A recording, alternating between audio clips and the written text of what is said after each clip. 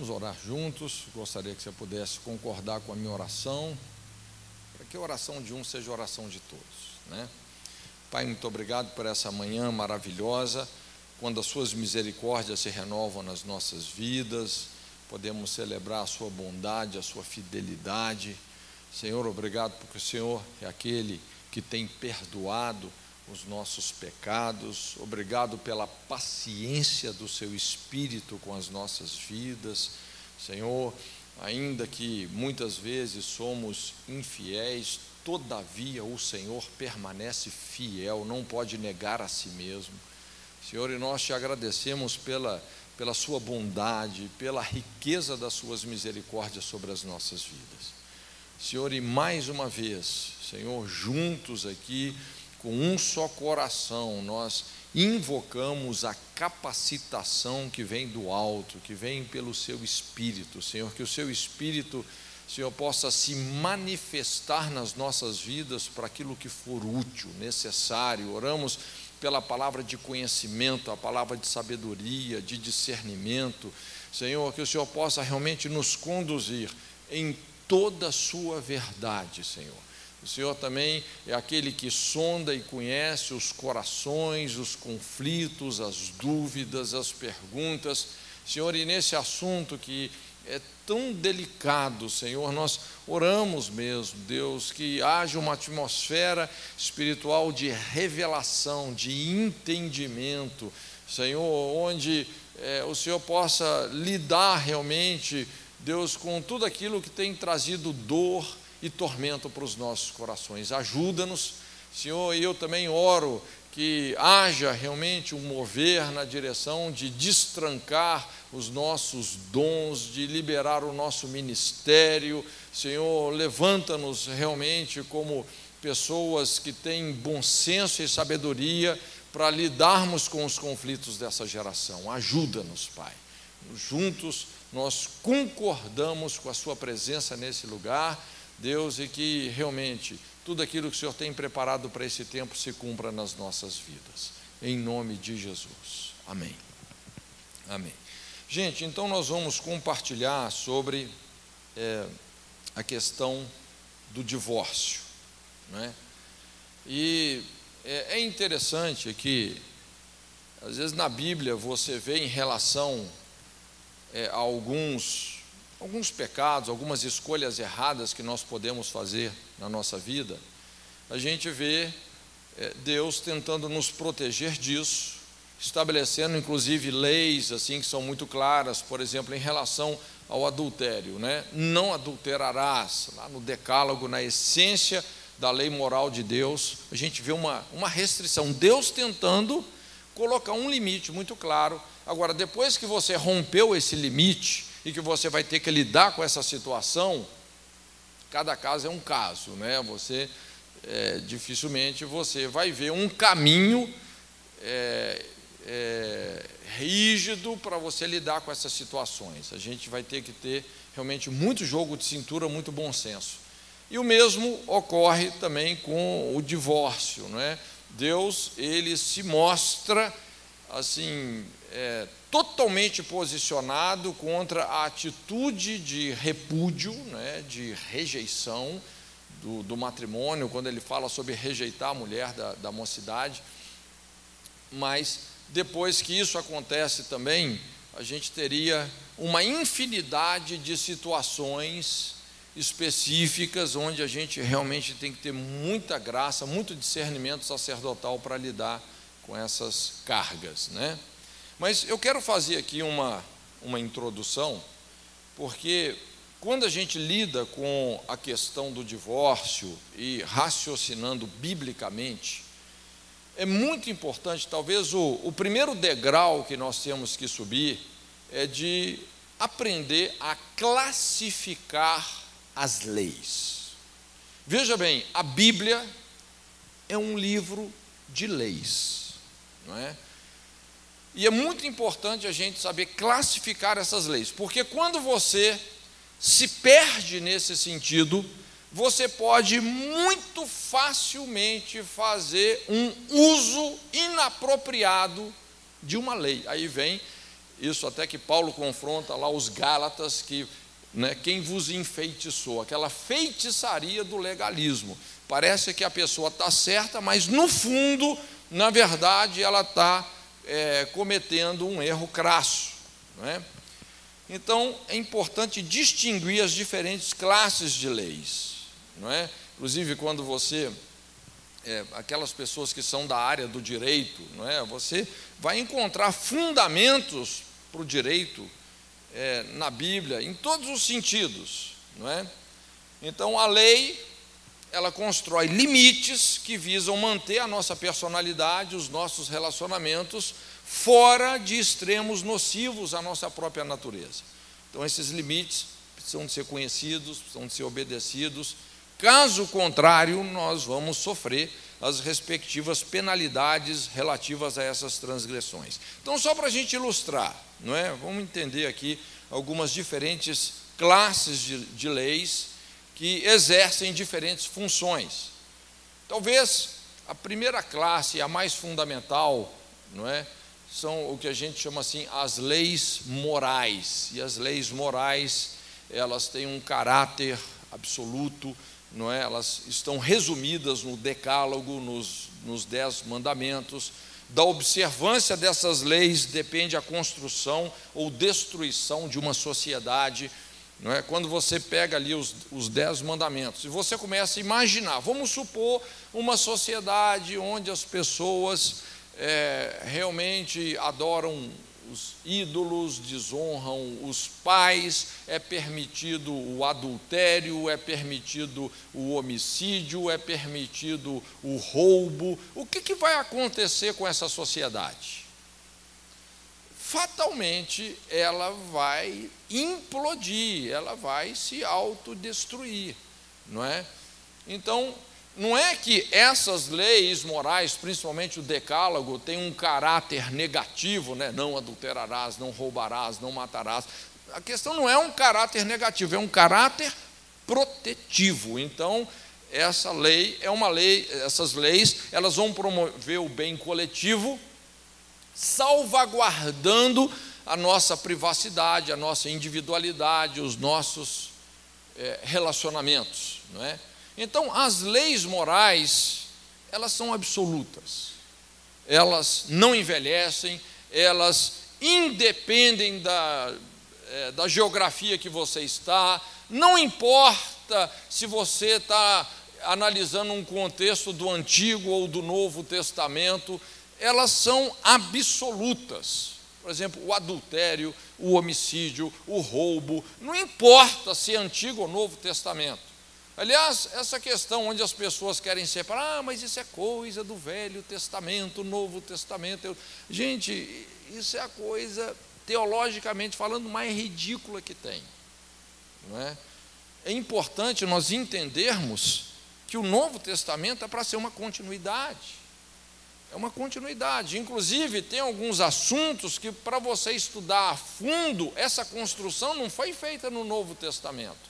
Foi feita lá atrás. Se você quer estudar sobre sacerdócio na Bíblia, você não vai ver isso no Novo Testamento, porque Deus demorou séculos construindo lá atrás toda a compreensão sobre sacerdócio.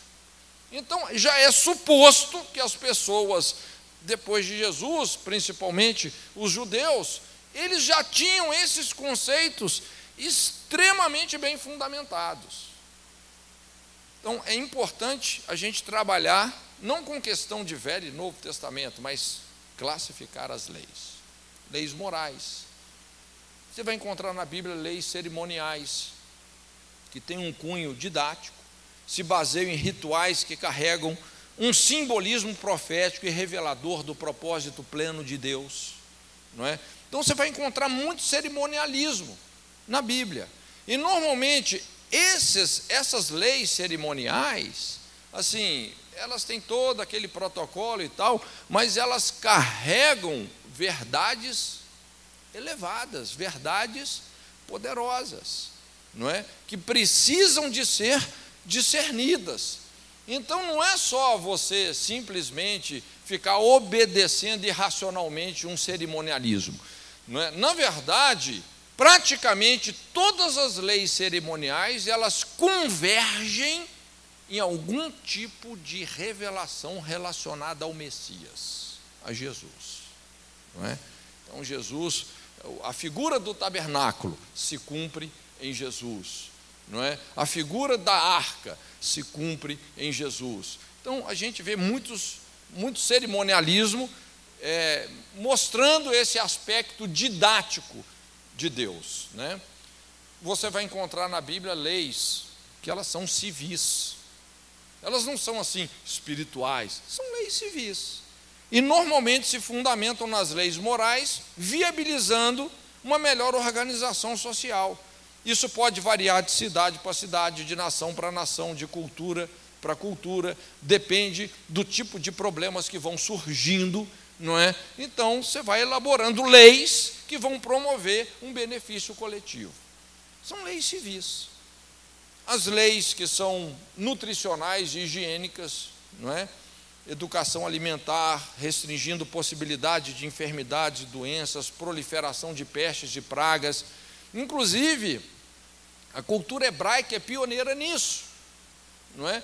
Principalmente quando eles estavam lá no contexto do deserto, você pode observar, Deus muito sabiamente deu toda uma dieta para o povo ali, deu princípios para saneamento básico, não é?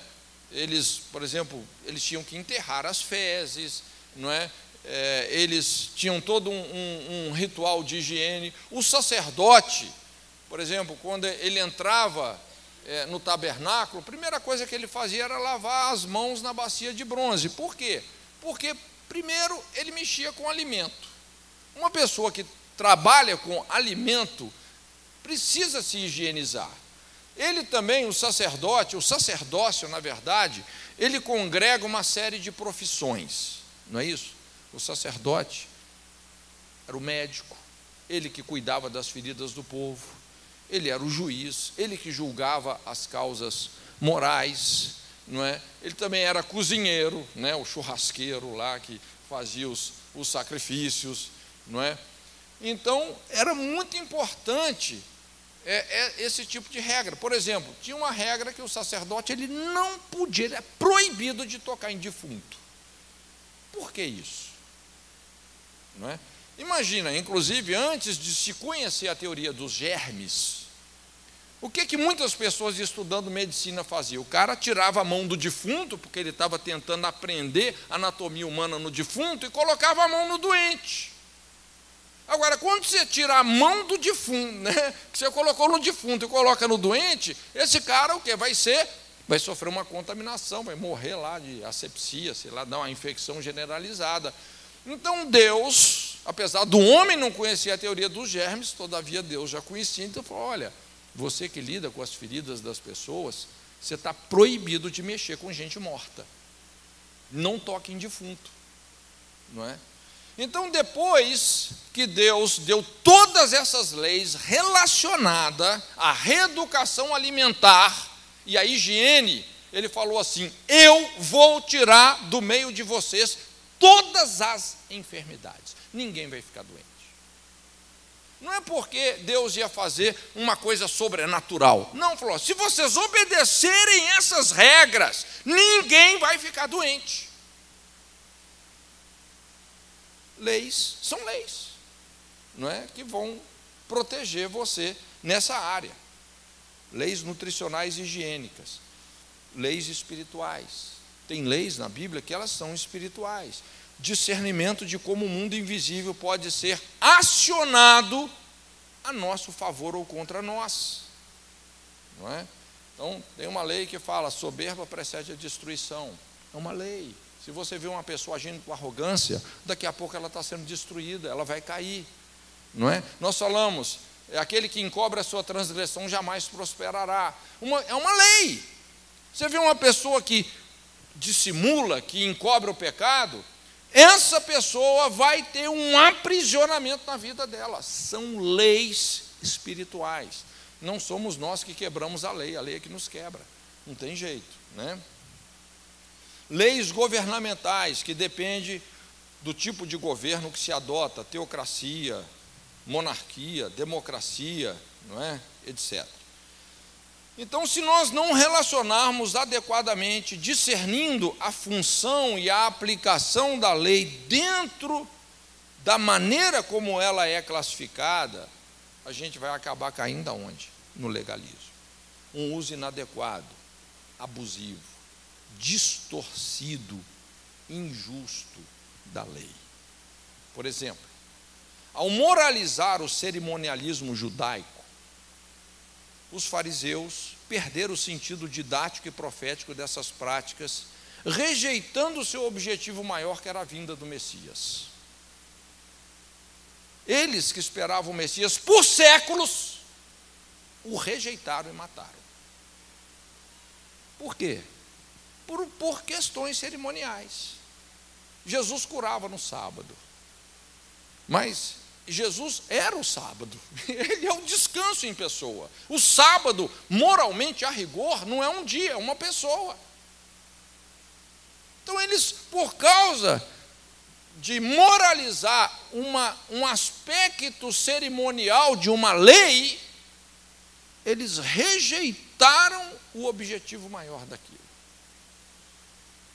Foi o que Jesus falou, né? Com esse tipo de prática, falou: olha, comparou os fariseus como sepulcros caiados, cerimonialmente por fora impecáveis, as vestes, o protocolo religioso, cerimonial, os caras eram impecáveis, mas por dentro, o coração, as motivações, havia rapina e podridão. Quando você quer moralizar uma coisa que é cerimonial, entra o espírito da religiosidade, que vai destruir tudo. Não é? Por quê? Porque eles fizeram uma confusão, não souberam classificar as leis. Da mesma forma também, ao relativizar a lei moral, muitas sociedades estão se colocando num caminho de violência, sofrimento e destruição, que é o que nós falamos, né? Hoje, muita gente pega o moral e quer relativizar. Não, adultério não tem problema. Deus é bom, perdoa. E realmente Deus é bom e perdoa. Mas as consequências, gente, as consequências falam muito alto. Não é?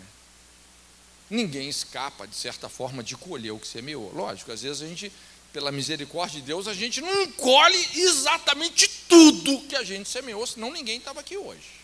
As misericórdias de Deus são as causas de não sermos consumidos, não é? Mas quando uma sociedade começa a relativizar aquilo que é absoluto, rapaz, isso vai trazer muita destruição. Então é importante a gente saber relacionar com as leis. Tem lei que é moral, que é absoluto. Tem lei que é cerimonial, que tem um conteúdo didático, que vai nos ensinar verdades mais profundas e elevadas, não é? E para isso a gente tem que ter um coração e uma mente circuncidado. Tem leis que são civis, principalmente quando uma sociedade, uma coisa é você ter uma comunidade com 100 pessoas, outra coisa é você ter uma comunidade com 1 milhão de pessoas. Você vai precisar de mais leis, mais regras, que vão civilizar aquela comunidade, em virtude dos problemas que estão se apresentando. Não é? Você não vai falar que uma lei civil, assim, obrigatoriamente, é uma coisa espiritual. Por um lado, sim, mas por outro, aquilo é civil, aquilo vai ajudar aquela comunidade a uma melhor convivência. Tem leis que são espirituais, que nós falamos, não é? E aí a Bíblia fala de Deus não se zomba, aquilo que o homem semear, ele vai colher. Então, é muito importante saber classificar as leis. E eu estou colocando isso para a gente poder lidar melhor com a questão do divórcio. Tá bom?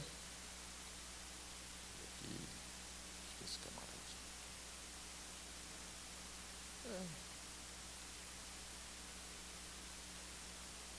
Pode passar, faz a gentileza. Esse aqui, não é? Tá. Aperta com fé.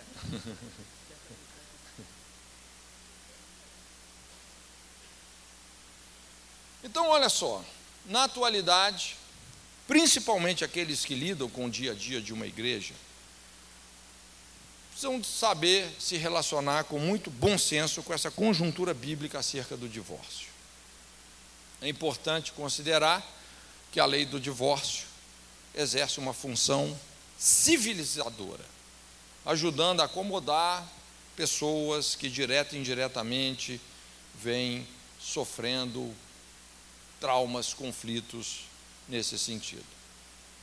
Então, hoje, não tem como a gente escapar desse assunto que é o divórcio, principalmente quem cuida de igreja.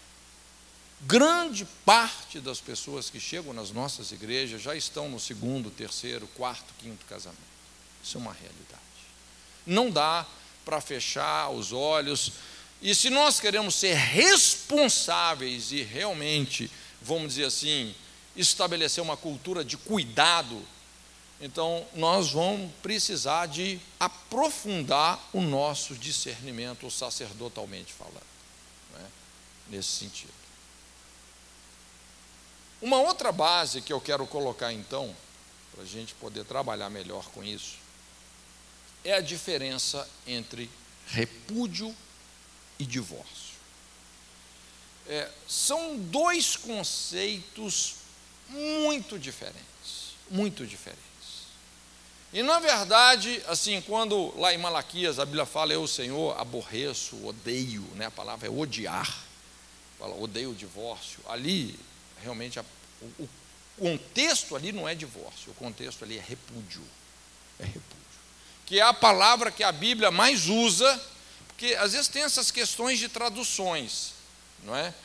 Mas a palavra que a Bíblia mais usa, na verdade, no original, não é? A melhor tradução seria repúdio, o repúdio.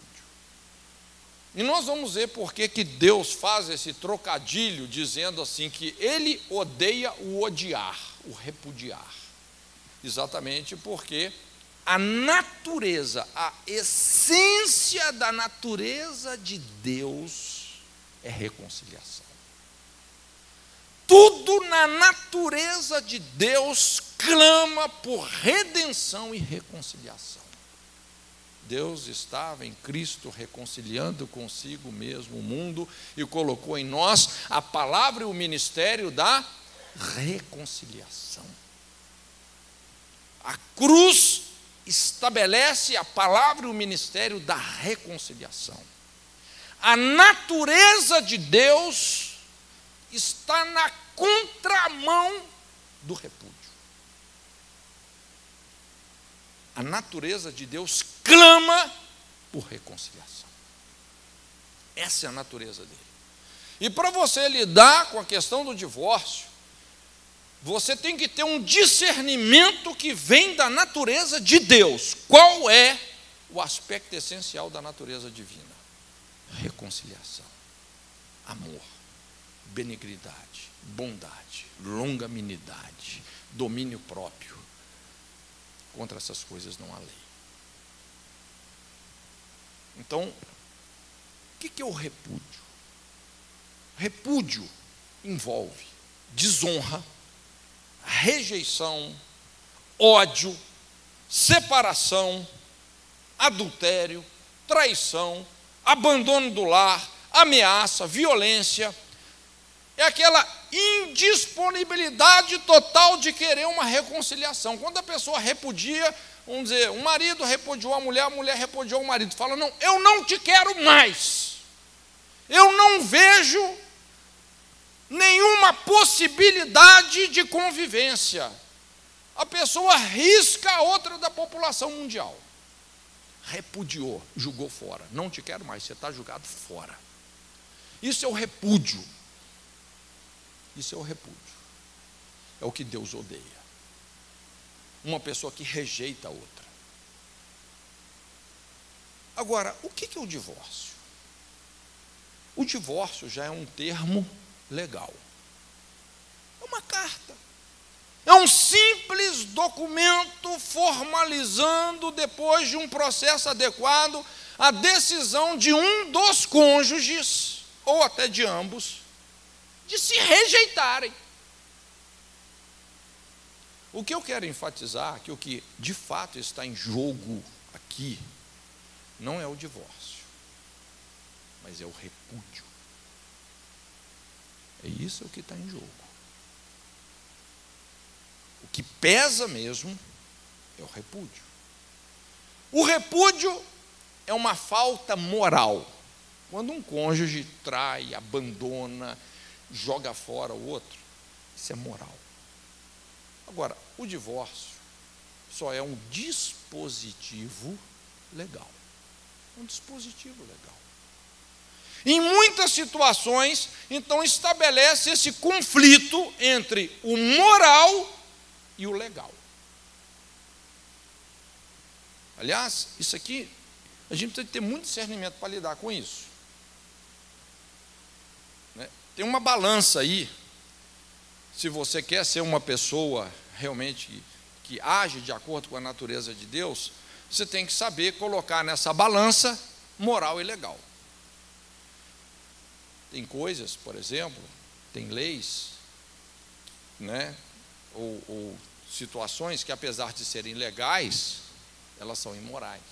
Em alguns países, por exemplo, o aborto foi legalizado. No México, o aborto foi legalizado.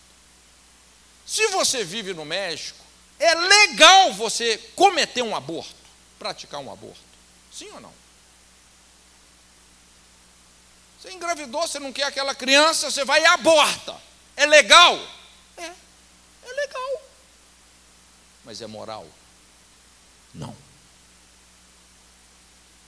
Aí quando você vai ver as consequências espirituais de você praticar um aborto, rapaz, isso não sai barato. Não é? Então, muitas vezes é esse conflito. Quando há um desequilíbrio nessa balança entre moral e legal, aí vem o conceito de abuso, injustiça.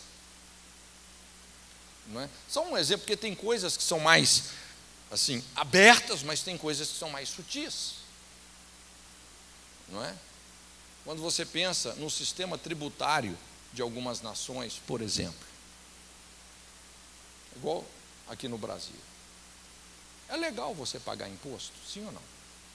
Lógico, é legal, se você não fizer, rapaz. Agora, o imposto, a carga tributária aqui é moral? Não. Eu não estou dizendo que com isso você não vai pagar imposto, sei lá. Mas eu só quero te mostrar como que essas situações às vezes são delicadas e estabelecem contextos de injustiça e abuso, que muitas vezes até merecem o que a gente chama assim uma revolução no bom sentido, uma mudança. Né? Todo mundo sabe que a gente precisa de uma reforma tributária. Uma coisa que moralize essa situação. Aliás, esse é um dos grandes problemas. Quer ver? Desculpa, eu que estou com um negócio aqui, né? Deixa eu ver aqui. Um texto que eu acho interessante, que está ali, ó. Vamos ver se a minha visão me permite. Aqui, ó. Podia acaso associar-se contigo o trono de iniquidade que forja o mal, tendo por pretexto uma lei? Você está entendendo o conflito entre moral e legal? Forja o mal, mas qual que é o pretexto? Esse mal está amparado por uma lei, tudo legalizado. Tudo legalizado.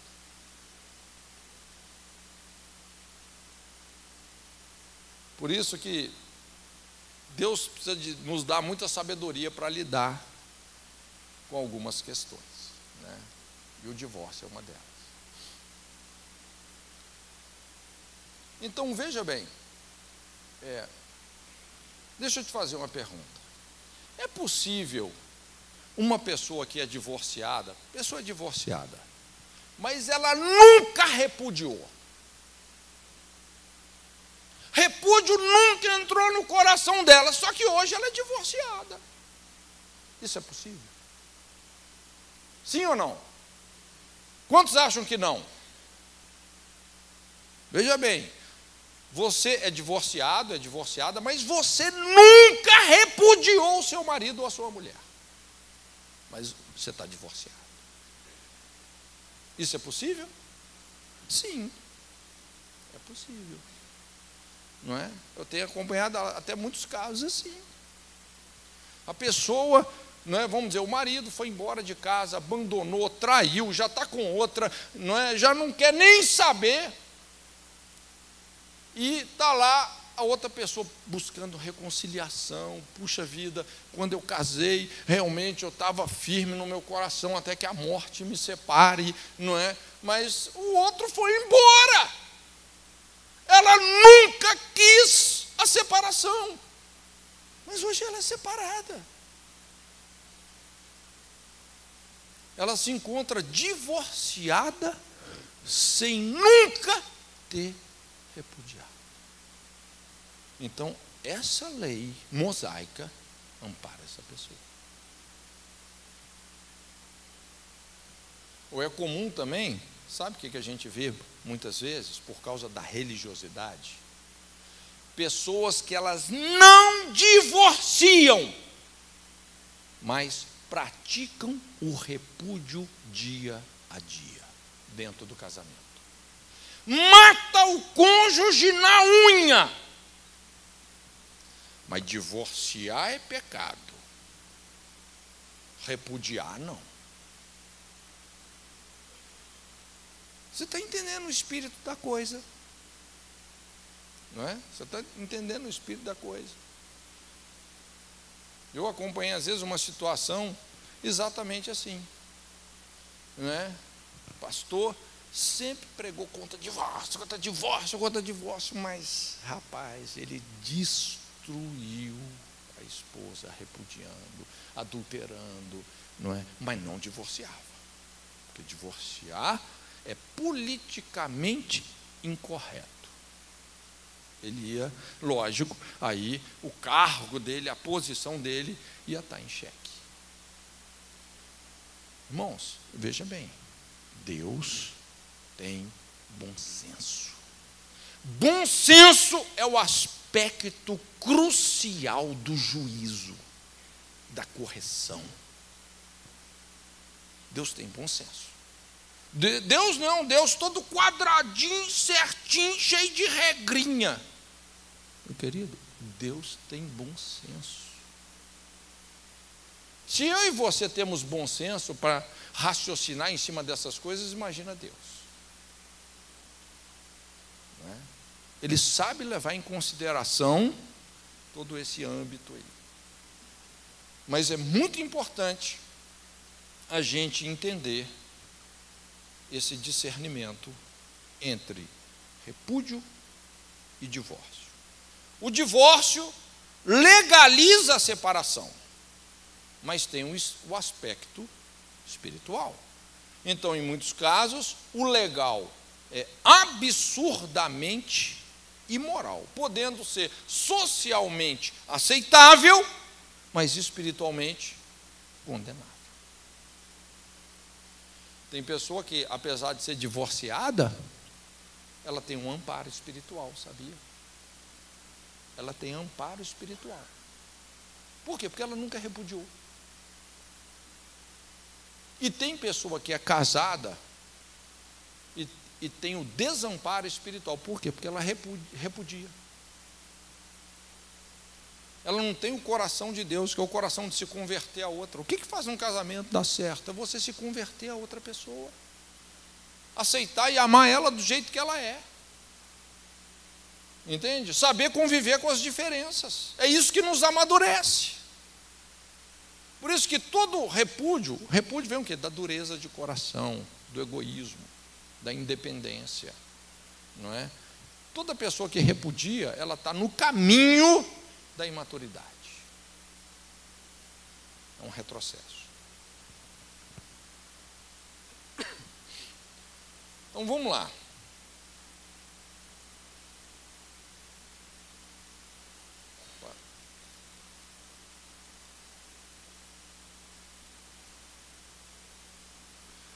vamos examinar dois contextos aí sobre a lei do divórcio, que são os contextos principais, né, de onde vêm as informações bíblicas. Lógico, tem o contexto de Gênesis, não é? No princípio, como Deus estabeleceu as coisas, né? Jesus se remeteu a isso, dizendo no princípio não era assim, tal, não é? O casamento envolve uma aliança até que a morte nos separe, não é? Essa é a proposta inicial. E como o casamento envolve sexo, envolve procriação, realmente não pode ser de outra forma, até que a morte nos separe. Mas vem o contexto de Moisés, que é um contexto também muito específico. Após séculos de escravidão no Egito, enfrentando a dura tarefa de restaurar os fundamentos da nação, amenizando tantas feridas e desordens sociais, reorganizando civilmente a família, chegou no momento que o que Moisés fez? Ele legalizou o divórcio. Ele legalizou o divórcio. Lógico, qual que seria o ideal? O ideal é que a gente vivesse numa sociedade onde não precisasse de ter uma lei como essa. Imagina se a gente vivesse numa sociedade onde ninguém separasse, onde ninguém repudiasse o seu cônjuge. Ia ser uma maravilha, não é verdade? Mas infelizmente não é assim, não é? Então chegou num ponto que Moisés legalizou o divórcio por uma questão de civilidade, que é o que a gente vai entender aqui. Então, o divórcio se enquadra no aspecto civil da lei. Não obrigatoriamente no aspecto moral, mas no aspecto civil. Para que uma sociedade não tenda para a anarquia. Do mesmo jeito, quando você se casa, você oficializa isso, também, quando você separa, é necessário uma oficialização. Senão, a sociedade vai virar uma anarquia. Então, essa lei do divórcio que Moisés instituiu, ela vinha cumprindo o seu papel civilizador, não é? Por muito tempo. Quando no Novo Testamento surge uma séria denúncia feita pelo próprio Jesus.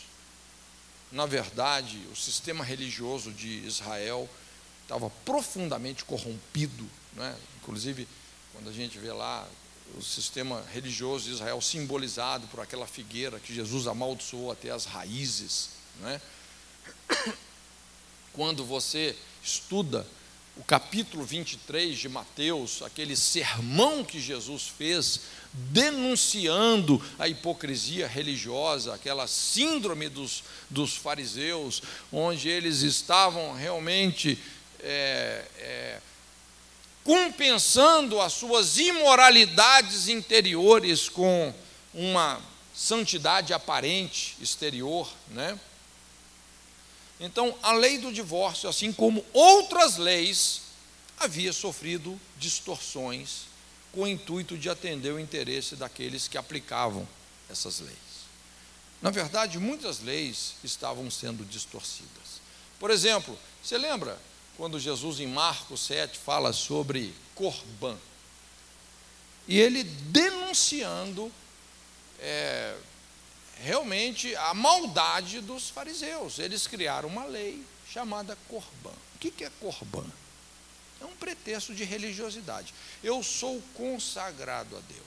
Já que eu sou consagrado a Deus, eu estou livre da responsabilidade de honrar pai e mãe. Eu não preciso de honrar pai e mãe, porque eu sou Corbã, eu sou consagrado ao Senhor. Eu estou acima disso. E Jesus falou: vocês estão anulando os mandamentos de Deus. Irmãos, não é fácil você usar ou criar uma lei para os seus interesses. Não é isso que acontece aqui no Brasil, infelizmente, né? Desculpa falar assim, não é? O cara cria uma lei que vai favorecer quem primeiro? Ele. Por isso que você, quando você julga uma questão, você não pode se fundamentar só na lei, você tem que se fundamentar no juízo, no sacerdócio. Não é fácil um juiz pegar uma lei, um advogado pegar uma lei e torcer aquilo para os seus interesses. É fácil. Então a questão não é só a lei, é o juízo. Por isso que eu costumo dizer, a nossa maior crise hoje em relação ao divórcio não é a crise da lei, é a crise do sacerdócio. É que nós não temos juízes no sentido funcional dessa prática, juízes maduros, justos, não é? Gente entendida, que sabe realmente aplicar a lei em cada caso e realmente chegar onde tem que chegar.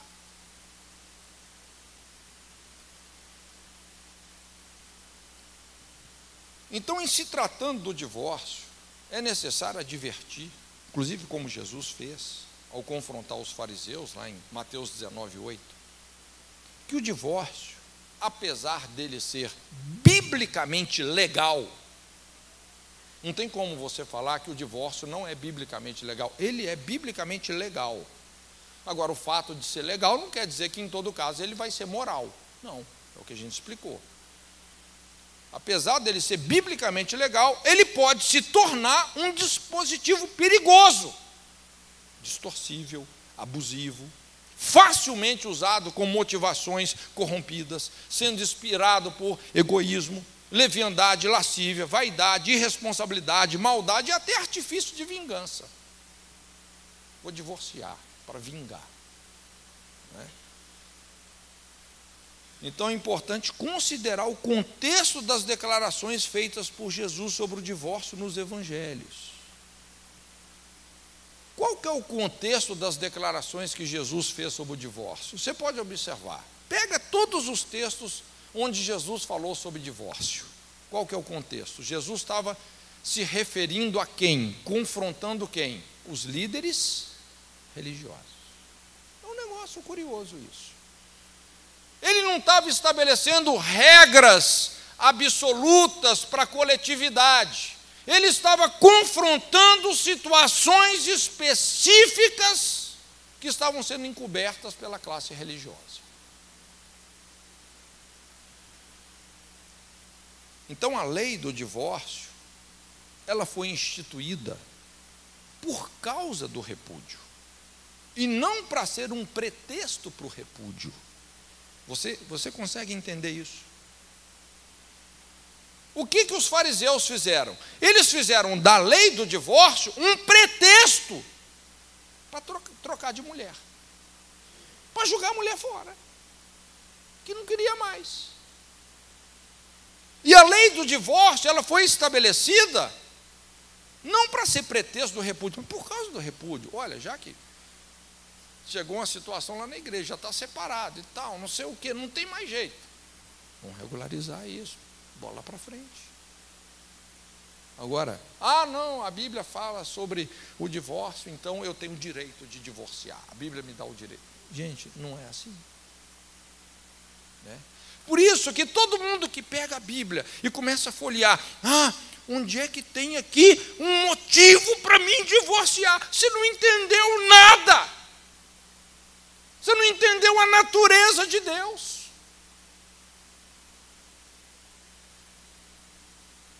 Olha, às vezes você entra numa situação dessa de divórcio porque realmente a outra pessoa já não está te dando mais opção. E se é você que está tomando essa iniciativa, meu querido, arrepende. Muda o seu coração. A natureza de Deus é reconciliação, essa é a natureza dele. Por isso que Jesus falou, olha, o coração de vocês é duro. Divórcio é dureza de coração, né? Então presta atenção nisso. Deus não instituiu a separação de casais. Nunca você vai ver Deus na Bíblia instituindo a separação de um casal. Isso veio por iniciativa de quem? Do homem. Nossa. Por causa da dureza do seu coração, como Jesus afirmou. Apesar de Deus ter proibido a separação, porque ele falou, aquilo que Deus ajuntou, não separe o homem. Deus proibiu a separação. Todavia, Deus é tão, vamos dizer, tem tanto bom senso, que pela lei do divórcio a regulamentou.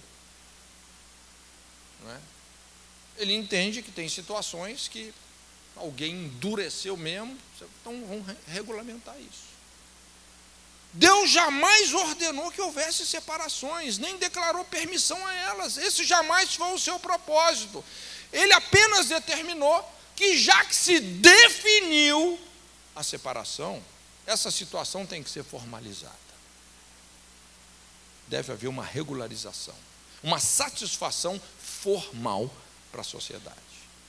Então, a lei do divórcio tem um caráter, aliás, não tem um caráter autorizativo, mas sim normativo.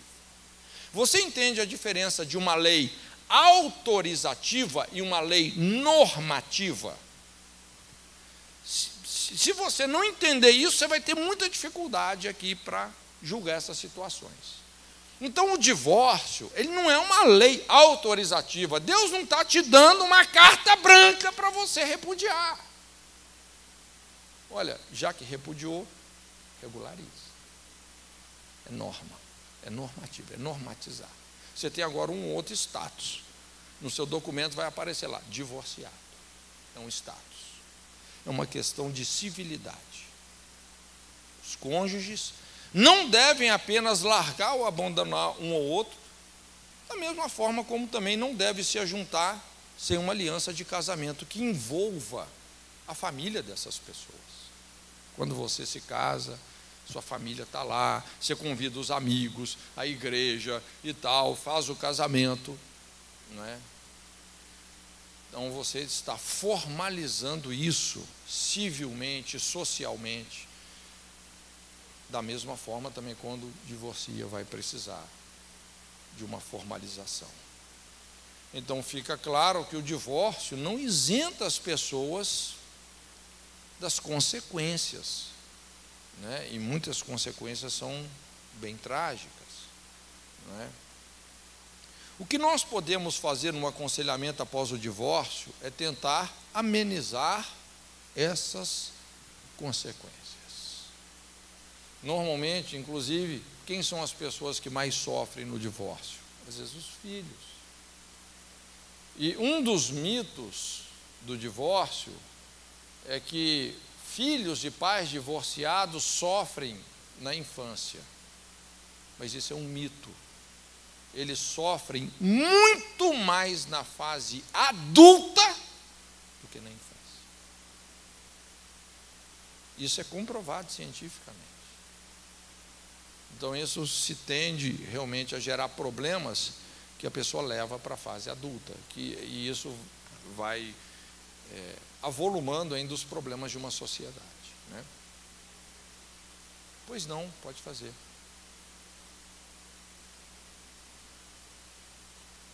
Só fala um pouquinho mais alto para a gente poder te ouvir, por favor.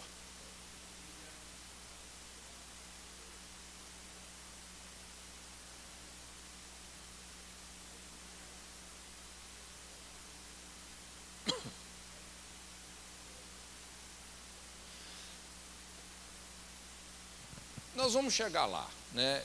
Tem um texto específico que o que dá a entender que Jesus está se referindo a um caso específico, que se você casa com uma pessoa divorciada, você está em adultério.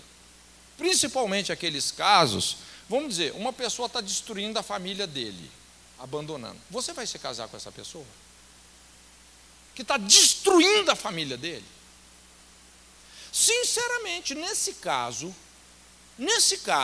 isso não dá para você fazer disso uma regra generalizada, seria totalmente fora do bom senso, é o legalismo, é o problema do legalismo, Mas se você se casa com uma pessoa que está destruindo o casamento dela, a família dela, olha, você casou com adultério. E com certeza, do mesmo jeito que essa pessoa deixou, a outra mulher vai te deixar. É bem provável. Você vai ser mais um da fila. Né? Vai ser mais um da fila. Por isso que um aconselhamento nesses casos, gente, é fundamental. Aí que entra o sacerdócio, que o pastor fala: fulano, por favor, não casa com essa pessoa, não. Olha a história dela. Não é? O que ela fez com outra, tem tendência que ela vai fazer com você. Principalmente se essa pessoa, você percebe que ela não tem uma conversão genuína ao evangelho. Chuta que é laço. Sai fora. Porque depois que casa, aí vai ter que dormir com esse barulho. Paixão e aversão. Precisamos dar o break? Vamos dar um breakzinho, se Deus quiser, daqui a pouquinho a gente continua.